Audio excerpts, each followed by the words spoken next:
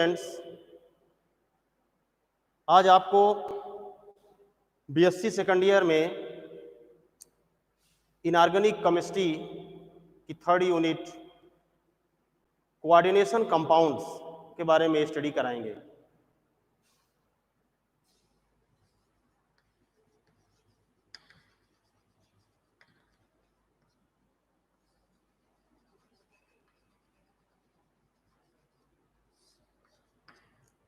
Coordination compounds, right. तो student, सबसे पहले कोऑर्डिनेशन कंपाउंड्स है क्या, इसके बारे में जानते हैं। कैसे बनता है ये और इसके क्या क्या हमारे डेली लाइफ में यूजेज क्या क्या हैं, इसके बारे में इसमें जानकारी लेंगे। और ये देखेंगे कि ये हमारे जो पीरियोडिक टेबल है किस ब्लॉक से रिलेटेड है ये, राइट। तो सबसे पहले बात, तो कोऑर्डिनेशन कंपाउंड्स डी ब्लॉक के जितने भी ट्रांजिशन एलिमेंट्स हैं उससे रिलेटेड रहता है ये, और उसी से ही ये बनता है। तो ट्रांजिशन एलिमेंट्स जो लिगेंड्स होते हैं उनके साथ जुड़ करके एक कॉम्प्लेक्स कंपाउंड्स बनाता है। क्या बनाता है? Complex compounds. और कॉम्प्लेक्स कंपाउंड्स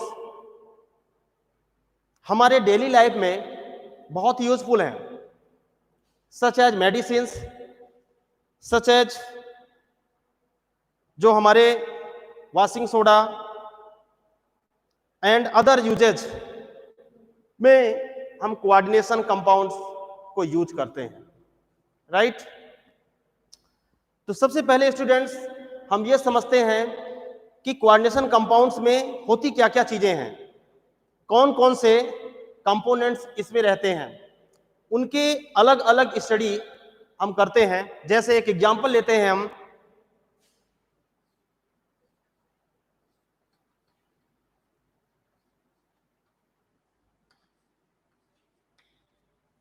Cl3, CONH3 का होल 6 Cl3, इसको हम क्या कहेंगे? तो स्टूडेंट्स, सबसे पहले इसका नाम तो हम बाद में बताएंगे। सबसे पहले ये देखेंगे कि ये इन जो भी चीजें हैं, जैसे ये ब्रैकेट है, जैसे ये मेटल एटम है, जैसे ये लिगेंड्स हैं, ये क्या कहलाते हैं, इनका सबका अलग अलग नेम होता है और अलग अलग इनकी मीनिंग्स होती हैं, राइट। तो सबसे पहले हम देखते हैं कि यहां से ले करके और यहां तक के भाग को हम क्या कहते हैं, राइट। यहां से यहां तक के भाग को हम क्या कहते हैं? तो यहां से यहां तक के भाग को हम कहेंगे कोऑर्डिनेशन स्फीयर कहा जाता है। क्या बोलेंगे इसको हम?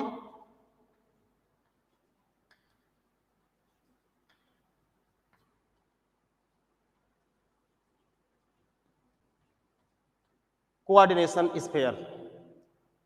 इसे क्या कहेंगे?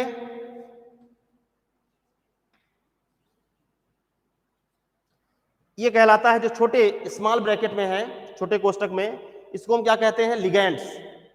इसे हम क्या कहेंगे? लिगेंड्स। इसे क्या कहेंगे?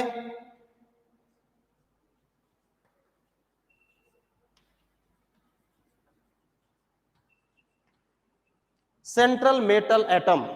क्या कहेंगे इसको हम? सेंट्रल मेटल एटम कहेंगे, राइट। Central metal atom. फिर इसको क्या कहेंगे? जो यहां पे 6 नंबर दिया है, कोऑर्डिनेशन नंबर कहलाता है।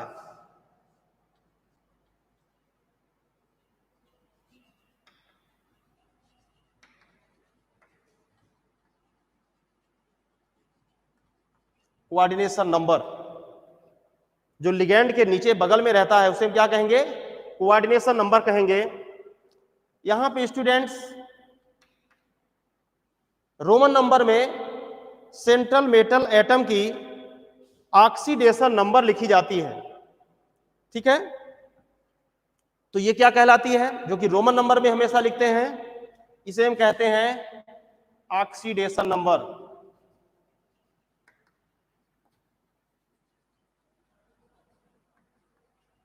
राइट।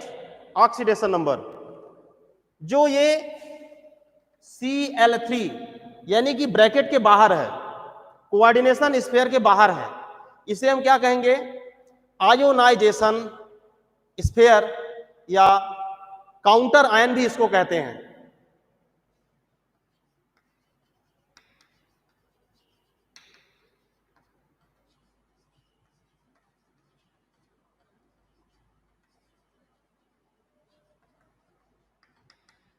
Counter ion, right.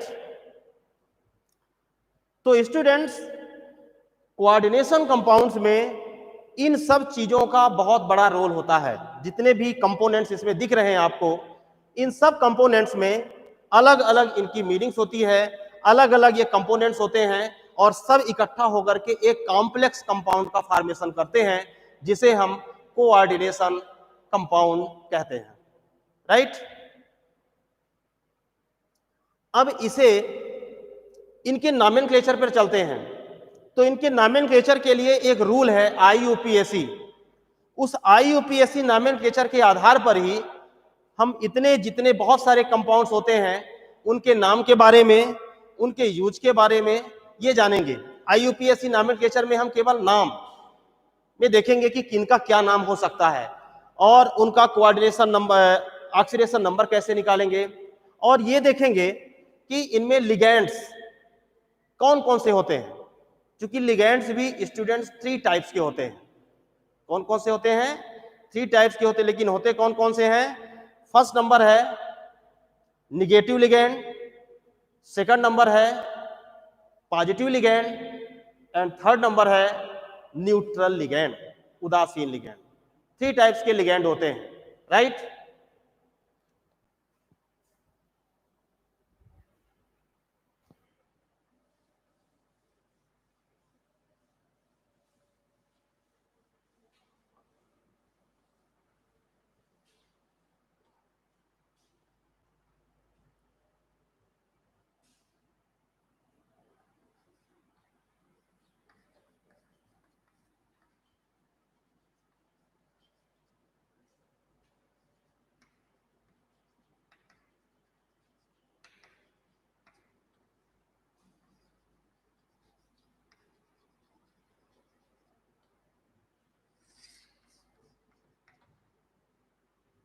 तो IUPAC rule of coordination compounds, नियम क्या है, कैसे इसका हम नॉमेनक्लेचर कर सकते हैं कोऑर्डिनेशन कंपाउंड्स का। तो सबसे पहले स्टूडेंट्स इसमें ये देखते हैं कि यदि कॉम्प्लेक्स निगेटिव है या पॉजिटिव है, दोनों चीजें हैं, निगेटिव है पॉजिटिव है, तो सबसे पहले हम किसका नॉमेनक्लेचर करेंगे? निगेटिव।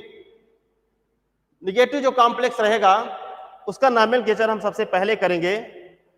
और पॉजिटिव, कोई कॉम्प्लेक्स मान लीजिए पॉजिटिव है तो उसको हम पॉजिटिव के नॉमेनक्लेचर से पहले करेंगे सबसे पहले। जैसे सपोज करिए स्टूडेंट्स K4FeCN का होल 6, ये एग्जांपल हम लेते हैं।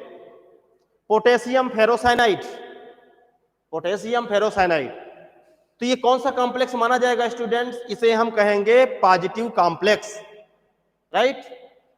पॉजिटिव कॉम्प्लेक्स इसको हम कहेंगे। तो जब पॉजिटिव कॉम्प्लेक्स होगा तो इसका नॉमेनक्लेचर हम कहां से शुरू करेंगे?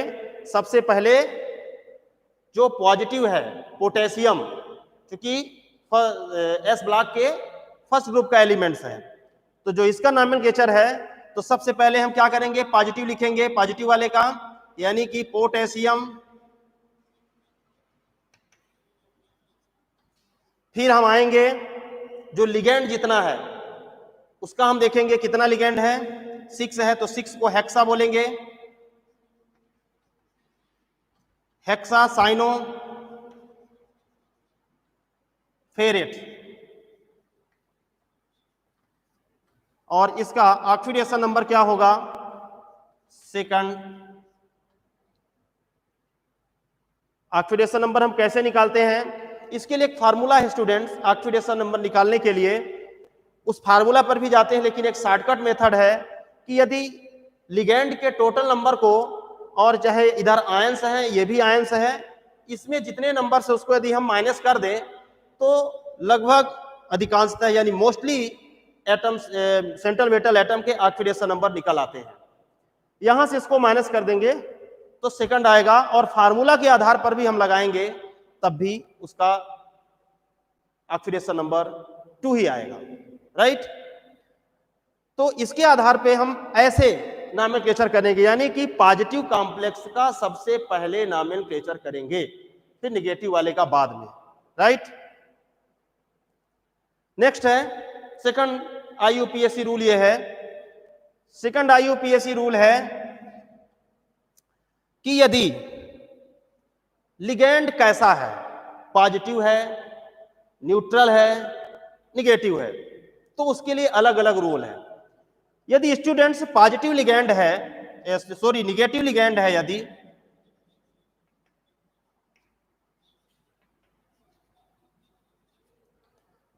निगेटिव लिगेंड है तो उसके नाम के लास्ट में ओ लगाया जाता है। क्या लगाएंगे? लास्ट में, यानी कि सफिक्स ओ लगाया जाता है।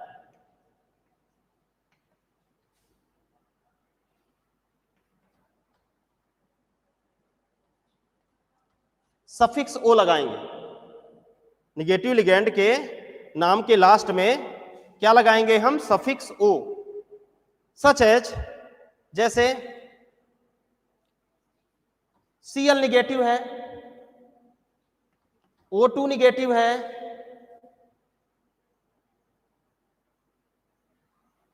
O2 निगेटिव है,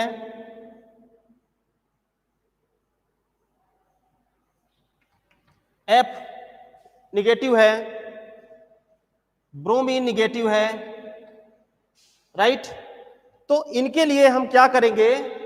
इनके नाम के लास्ट में, जैसे सपोज करिए क्लोरीन है तो क्लोराइड हो गया, ऑक्साइड हो गया, फ्लोराइड हो गया, ब्रोमाइड हो गया, तो इनके नाम के लास्ट में हम क्या लगाएंगे? क्लोरो। यहां पे लगाएंगे ऑक्सो, यहां पे लगाएंगे फ्लोरो,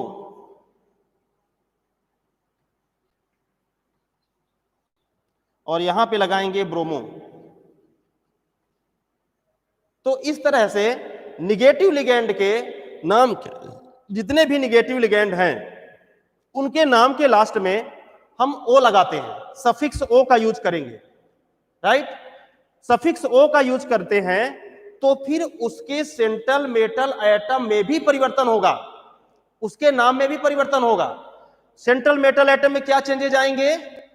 सपोज करिए यहां पे आयरन है तो वो हो जाएगा फेरेट, कोबाल्ट है तो कोबाल्टेट, राइट। मतलब उसके नाम के लास्ट में हम क्या लगाएंगे? 8 लगाएंगे सेंट्रल मेटल एटम के।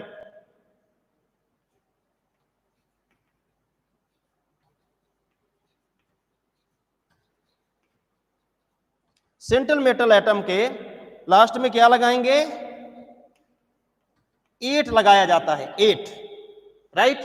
कोबाल्ट है तो कोबाल्टेट, स्कैंडियम स्कैंडेट, मैग्नीज है तो मैग्नेट, राइट। इस तरह से हम उसके नाम के लास्ट में 8 लगाते हैं।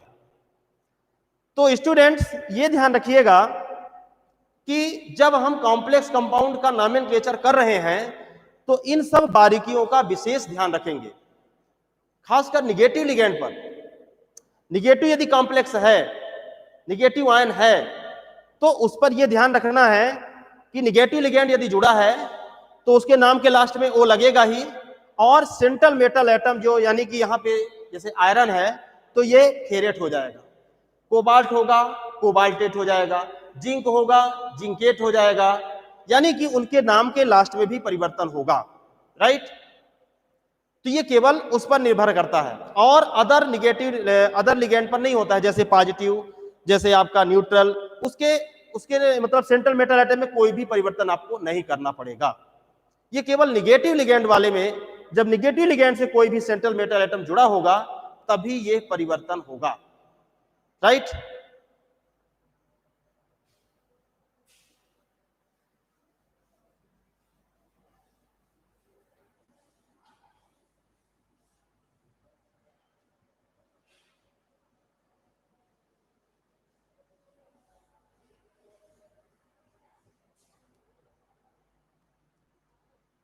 फिर स्टूडेंट्स अब नेक्स्ट बारी आती है कि यदि एक से ज्यादा लिगेंड जुड़े होते हैं, कोई भी कॉम्प्लेक्स में एक से ज्यादा लिगेंड जुड़े होते हैं, तो उसका नोमेनक्लेचर अपन कैसे करेंगे, उसका नोमेनक्लेचर कैसे करेंगे? तो स्टूडेंट्स ये देखा जाता है कि जैसे मान के चलिए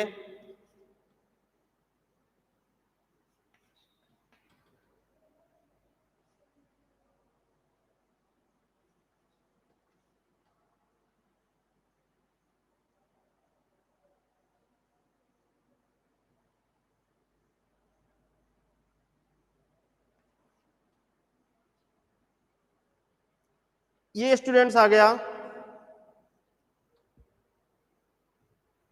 टेट्रा कार्बोनिल निकिल। अब इसका नोमेनक्लेचर कुछ ऐसे भी चार्जेज आते हैं, तो उसका नोमेनक्लेचर हम कैसे करेंगे? तो यानी यहां पे क्या हो जाएगा, CO का होल 4 और निकेल, तो इसके नाम में कोई परिवर्तन नहीं होगा। यहां पे हमने एक एग्जांपल दिया है न्यूट्रल लिगेंड का, तो न्यूट्रल लिगेंड चूंकि कार्बोनिल क्या होता है, न्यूट्रल लिगेंड के अंतर्गत आता है। मतलब स्टूडेंट्स ये ध्यान रखना है कि लिगेंड का क्लासिफिकेशन जानना बहुत जरूरी है। जब तक आप लिगेंड नहीं पहचानेंगे कि लिगेंड निगेटिव है, लिगेंड पॉजिटिव है, लिगेंड न्यूट्रल है, तब तक आप नोमेनक्लेचर नहीं जान सकते हैं। इसके लिए आपको जितने भी लिगेंड हैं उनका पहले आपको क्लासिफिकेशन राइट करना पड़ेगा, लर्न करना पड़ेगा। बिना क्लासिफिकेशन लर्न किए हुए आप किसी भी कॉम्प्लेक्स कंपाउंड या कोऑर्डिनेशन कंपाउंड का नोमेनक्लेचर आप नहीं निकाल सकते हैं, राइट? तो सबसे पहले यहां पे जैसे मैं जानता हूं कि ये न्यूट्रल लिगेंड है, तो इसमें चार्जेस कितने होंगे, इसका नोमेनक्लेचर कैसे होगा वो देखते हैं। टेट्रा कार्बोनिल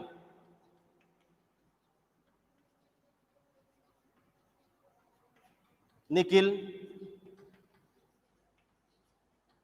और इसके जो ऑक्सीडेशन नंबर होगा वो 0 आएगा, राइट? क्यों 0 आएगा?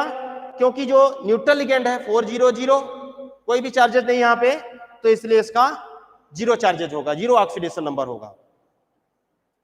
नेक्स्ट है